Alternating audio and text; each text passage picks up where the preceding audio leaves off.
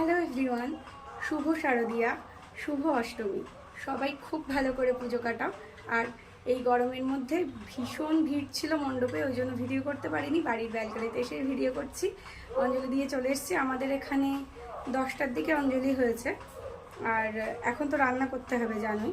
আজকে আমি যেহেতু অষ্টমী করেছি তাই লুচি, ছোলার ডাল, আলুর দম, জলপাইয়ের চাটনি, সিমাইয়ের পায়েস এগুলো করব। আর কিছুটা করে গেছিলাম, লুচি কিছুটা করে গেছিলাম, ছোলার ডাল করেছিলাম, চাটনিটা হয়ে গেছে। আর আমার মেয়ে তো ছোটো, ও তো খেতে পারবে না লুচি জানো। আর আমার হাজব্যান্ডও এখনও ছুটি টুটি পাইনি কাজের, ও কিছুটা ভাত খাবে, কিছুটা আবার লুচি খাবে। তো এলে তারপরে সব হয়ে গেলে তারপরে শেষে ভাতটা করব, নাহলে ছোঁয়া লেগে যাবে। তো সবাই ভালো করে পুজো কাটাও।